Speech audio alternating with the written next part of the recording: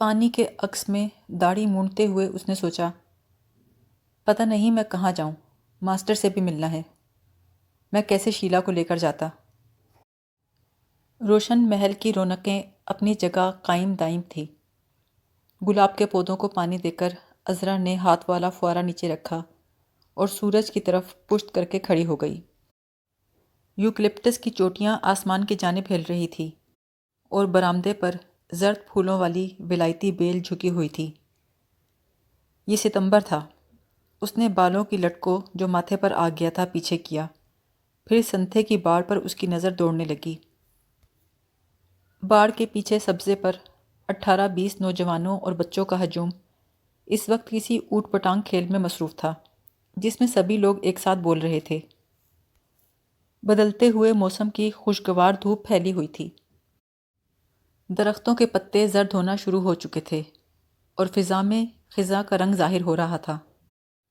ابھی کچھ دنوں میں خزاں کی ہوائیں چلیں گی تو باغبان اور اس کی بیوی بڑی بڑی جھاڑوؤں سے باغ کے خشک پتوں کے ڈھیر جمع کریں گے اور آگ جلائیں گے، یا ان سوکھے پتوں کو زمین میں دبا دیں گے جو کھاد بن جائے گی اور موسم بہار کی آمد پر گلاب کے پودوں میں ڈالی جائے گی۔ خزاں کے بگولے اور کھڑکھڑاتے ہوئے خشک پتے، سارے موسم اس قدر خوبصورت ہیں۔ اللہ، یہ جاڑے بھی نا، جب پچھلے پہر کو شام ہوتی ہے اور آتش دان کے قریب محفلیں جمتی ہیں تو مخملی سلیپر، اونی جرابیں، کوٹ، کہانیاں اور ریکارڈ، اور آتش دان میں لکڑی کے چٹکنے کی آوازیں جمع ہو جاتی ہیں۔ باہر جاڑوں کی بارش جو بے آواز آہستگی سے اندھیرے میں دور تک گرتی ہے، اور قہوے کی محفل۔ پھر 10 بجتے ہیں۔ روشن محل کے قانون کے مطابق سب اپنی اپنی خوابگاہوں کو چلے جاتے ہیں۔ عذرا نے باڑ کے پیچھے شور مچاتے ہوئے مجمع کو دیکھا۔ وہ وہاں سے چلی آئی تھی اور اب ادھر دیکھنا بھی نہیں چاہتی تھی، مگر دیکھ رہی تھی۔ یہ روشن محل کا پچھواڑا تھا جہاں اونچی نیچی گھاس تھی اور بے ترتیب باڑیں۔ سامنے والے خوبصورت گھاس کے کتوں میں انہیں محفل منعقد کرنے کی اجازت نہیں تھی۔ وہاں روشن آغا کی بڑے پیمانے کی سرکاری دعوتیں، جیسے کل شام پرویز کے سول سروس میں داخل ہونے کی خوشی میں ہوئی تھی، وہ ہوتی تھیں۔ ایسی دعوتوں میں مشہور و معروف لوگ شرکت کرتے تھے اور تقریریں ہوا کرتی تھیں۔ سیاست پر گفتگو بھی ہوتی تھی۔ چنانچہ آج ہونے والی بڑی پارٹی کے بعد نوجوانوں کی اپنی چھوٹی سی پارٹی ہو رہی تھی، اسی سول سروس والی تقریب کے سلسلے میں، لیکن اس سے کہیں زیادہ مسرت اور ہنگامے کے ساتھ۔ وہی پرانے چہرے تھے، وہی دوست، وہی پرانی خوشی، وہی اپنائیت۔ ارشد، گریگسن، شیریں، پرویز، تالے، طلعت، پھر سب کے چچا زاد بہن بھائیوں کا ایک گروہ اور چھوٹی نسل کا ہجوم۔ صرف غیاث تھا جو پہلی مرتبہ شریک ہوا تھا، اور وہ وحید، صاحبزادہ وحید الدین اوف رسول پور، جو سب سے الگ گھاس پر بیٹھا تھا۔ عذرا وہاں سے اٹھ کر چلی آئی تھی، لیکن اس وقت انہی کی باتیں سن رہی تھی۔ ارشد کہہ رہا تھا، تمہارا تو کوئی کہنا ہی نہیں مانتا، تم کیا مقابلہ کرو گی؟ شیریں بولی، ہمارے میں زیادہ ڈسپلن ہے، تم اپنے آدمی سنبھالو۔ تو ہو جائے مقابلہ۔ ارشد نے ہاتھ پر ہاتھ مارا، کس چیز میں؟ تم بتاؤ۔ لپ اینڈ نوز میں کر لو۔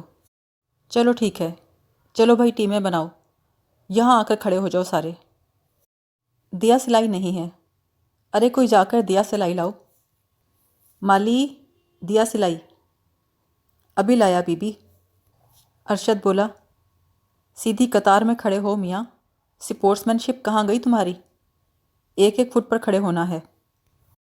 شور کو قابو کرنے کے لیے ارشد اپنی قطار کے سامنے سے گزر رہا تھا۔ اس کے سامنے لڑکیوں کی قطار تھی، جن میں شیریں اور گریگسن ہڑبڑائی پھر رہی تھیں اور اپنی کھلاڑیوں کو کھیل کے قوانین ذہن نشین کرا رہی تھیں۔ ارشد نے دونوں بازو ہوا میں ہلا کر کہا، خاموش، خاموش۔ دوستوں اور بھائیوں، یہ کھیل کا مقام نہیں، ہماری ناک کا سوال ہے۔ لڑکوں نے تالیاں پیٹیں۔ پرویز سنجیدگی سے بولا، خاموش، یہ تالیاں پیٹنے کا مقام نہیں، رونے کا مقام ہے۔ آج لڑکیاں ہمارے مقابلے پر میدان میں نکل آئی ہیں۔ ارشد بولا، دوستو آؤ آج ہم عہد کریں کہ آج ہم نظم و ضبط کا مظاہرہ کریں گے۔ لڑکیوں کی صفوں میں انتشار پھیل گیا۔ پھر کرسی کے لیے تلاش شروع ہوئی۔ آخر بچوں کے گروہ سے ایک کرسی چھینی جس کی ایک ٹانگ پارٹی کی ابتدا میں ہی ٹوٹ گئی تھی۔ اس کی ٹانگ جوڑنے اور ایک کامیاب پلیٹ فارم بنانے میں کافی وقت لگ گیا۔ ایک لڑکی نے آگے بڑھ کر اعلان کیا، لڑکیاں کم ہیں۔ ارشد بولا، نہیں پوری ہیں۔ نہیں، کم ہے، دھاندلی مت کرو۔ سب نے اپنی اپنی جگہ گننا شروع کیا۔ ایلس، شیریں، طلعت، عذرا کہاں ہے؟ صاحبزادہ وحید بولا، میں ڈھونڈ کر لاتا ہوں، تم لوگ کارروائی جاری رکھو۔ ابھی کچھ پہلے عذرا گھاس پر صاحبزادہ وحید کے پاس ہی بیٹھی تھی۔ وہ جھک کر اس کے کان میں کچھ کہہ رہا تھا۔ اس کی بھاری نرم آواز اس نے گردن کی جلد پر محسوس کی۔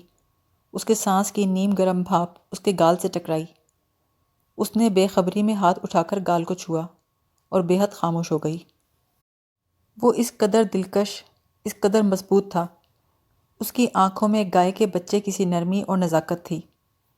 اسے دوبارہ اپنی طرف جھکتے دیکھ کر وہ وہاں سے چلی آئی تھی، اپنے دل کے اشارے پر، کچھ سوچے سمجھے محسوس کیے بغیر۔ مگر کیا یہ سب ٹھیک تھا؟ وہ جانتی تھی اس نے محبت کا تجربہ کیا تھا، اس کے دل میں رنج تھا، وہ سب جانتی تھی۔ اسی لیے اس ایک لمحے کی دہشت اس پر سوار تھی۔ پودے کو پانی دیتے ہوئے اپنے نام کی پکار اس کے کان میں پڑی۔ اپنے تمام گزشتہ رنج کو یکجا کر کے اس نے فیصلہ کیا، اب کسی شک، کسی لغزش کی گنجائش نہیں تھی۔ روش پر اسے جانے پہچانے قدموں کی چاپ سنائی دی۔ صاحبزادہ وحید الدین اوف کمبخت۔ اس کے چھوٹے چھوٹے تیز قدموں کے نیچے سرخ بجری چرچرا رہی تھی۔ ان قدموں سے وہ اتنی واقف اور مانوس تھی جتنی روشن آغا اور پرویز اور سب دوستوں کے قدموں سے تھی۔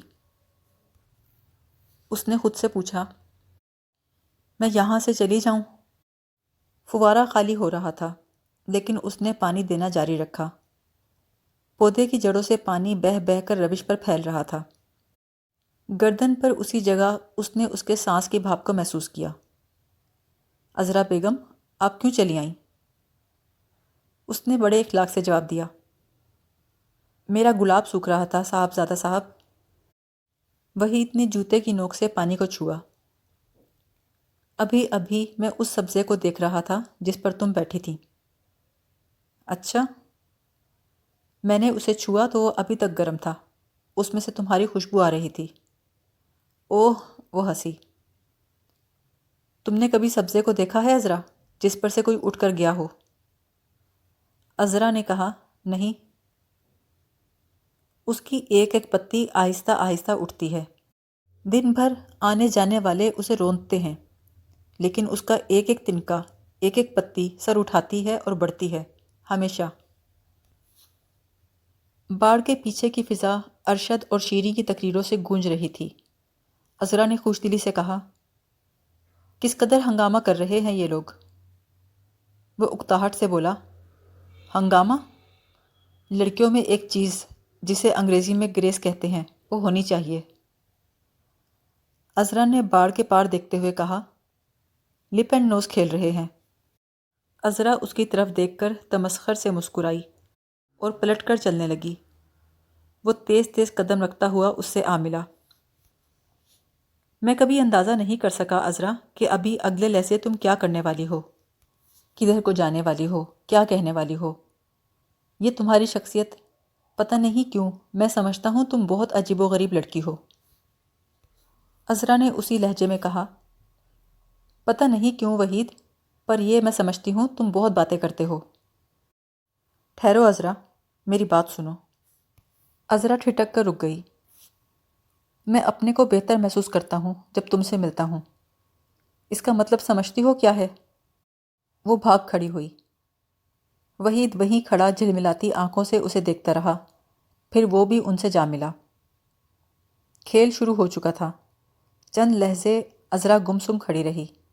رنج اور تمسخر کے شدید احساس کے ساتھ اس کے دل میں ایک انجانی خوشی بھر گئی تھی۔ وہ پورے زور سے گلا پھاڑ کر چلائی، شاباش شاباش! یہ متوسط طبقے کی اوپر والی ہندوستان کی وہ خوش تربیت صحت مند نسل تھی جو انگریزی درسگاہوں میں تعلیم پا رہی تھی یا پا چکی تھی۔ اس زمانے میں یہ لوگ تعداد کے حساب سے ہندوستان کے شہروں دیہاتوں میں بسنے والے کروڑوں کسانوں، مزدوروں اور محنت کش طبقے کے مقابلے میں نہ ہونے کے برابر تھے۔ یہ امیر لوگ شہروں سے باہر اپنے کھلے ہوادار مکانوں میں رہتے تھے۔ سونے سے پہلے عذرا نے دریچے کے پٹ کھول کر دور تک پھیلی ہوئی رات کو دیکھا۔ یوکلپٹس کے پتے ہوا میں ہل رہے تھے۔ وہ دریچے کے پتھر پر بیٹھی ان کی ہلکی خوشبو کو سونگھتی رہی۔ برآمدے میں کسی نوکر کے گزرنے کی چاپ سنائی دی۔ 10 بج گئے تھے۔ اس نے دریچہ بند کر کے پردہ ہموار کر دیا۔ گزرے ہوئے دن کی مسرت ابھی تک اس کے اعضاء پر موجود تھی۔ اس نے تپائی کا سبز لیمپ جلایا اور بڑی بتی بند کر کے بستر میں گھس گئی۔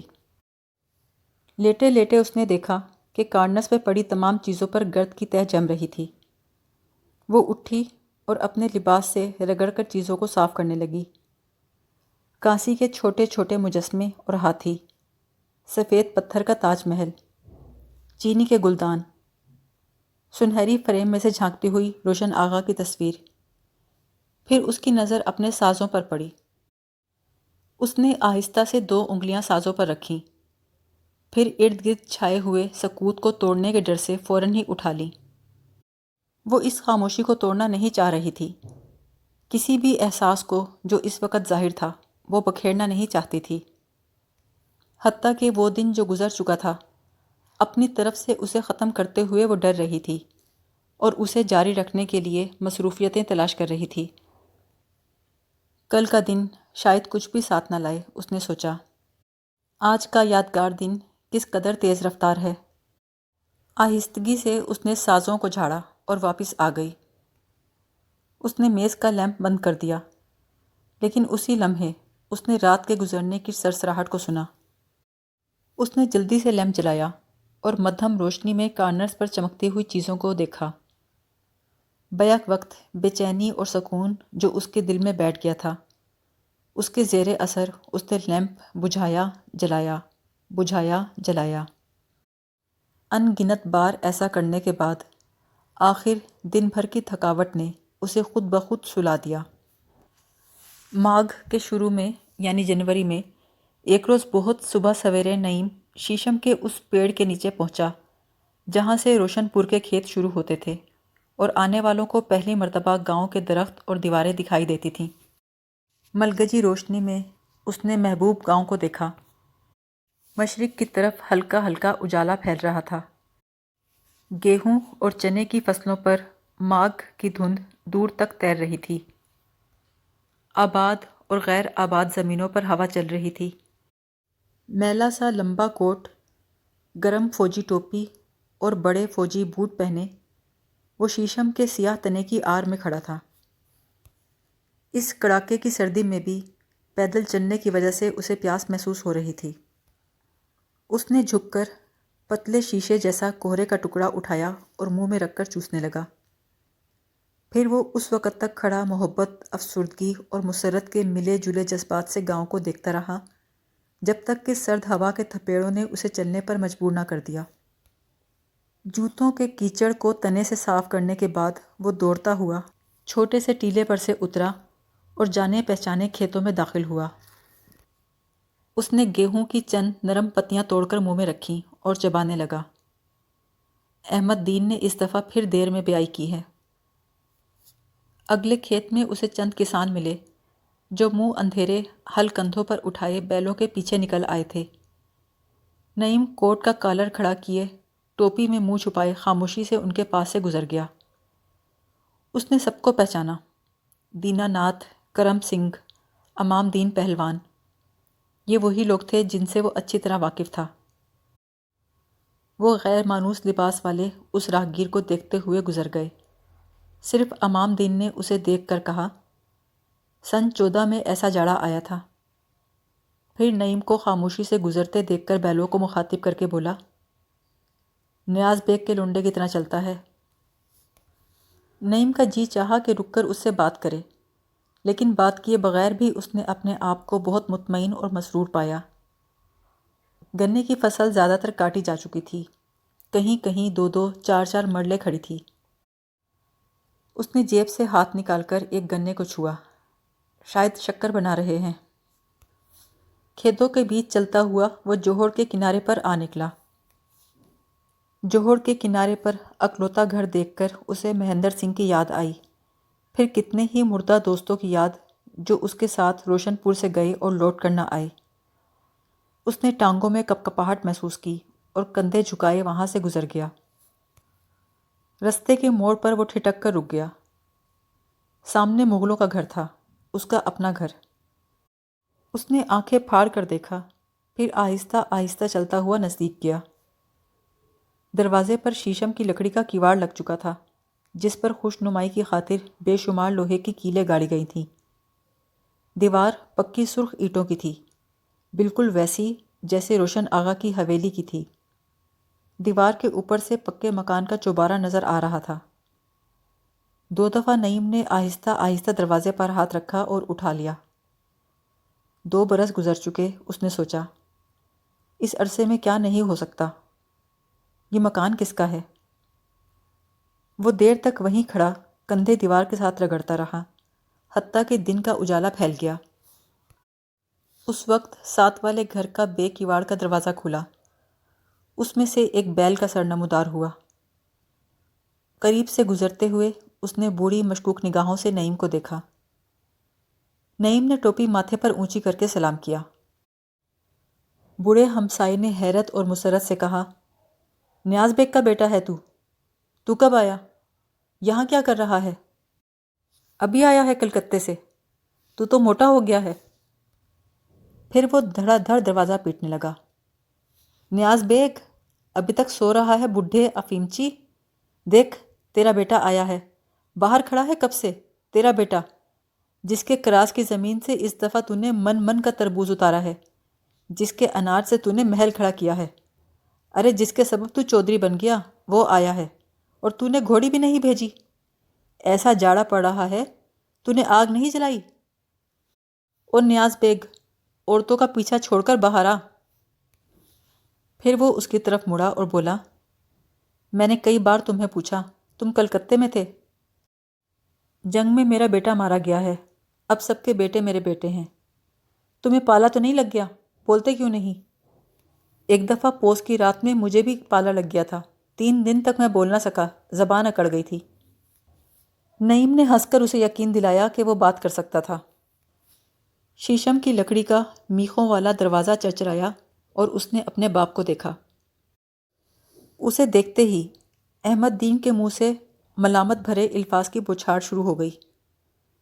اس کی طرف توجہ دیے بغیر نیاز بیگ نے نعیم کو دیکھا۔ نعیم نے دیکھا کہ 2 برس میں اس کا باپ بہت بوڑھا ہو گیا۔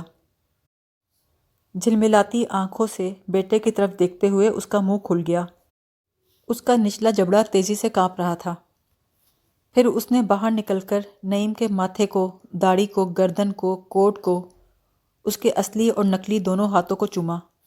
ساتھ ساتھ وہ مبہم آوازیں نکال رہا تھا جو کسی گونگے آدمی جیسی تھیں۔ شور سن کر آس پاس کے گھروں سے عورتیں اور لڑکے نکل آئے۔ وہ کھڑے ہو کر باپ بیٹے کے ملنے کا تماشا دیکھنے لگے۔ اندر جانے سے پہلے نعیم نے ارد گرد نظر ڈالی۔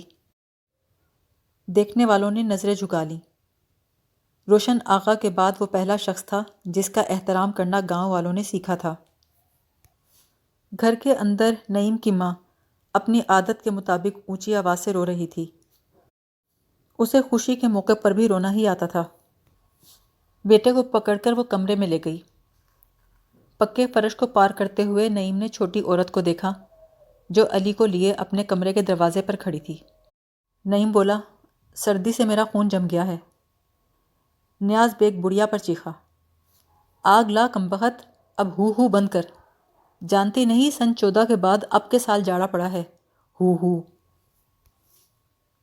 تھوڑی دیر کے بعد نعیم کوٹ اور ٹوپی اتار کر کوئلوں کے آگے بیٹھا تھا۔ اس کے ہاتھ میں دودھ کا کٹورا تھا اور سرخ گیوں کی روٹی۔ وہ سردی سے اکڑے ہوئے جبڑوں کو آہستہ آہستہ چلا رہا تھا۔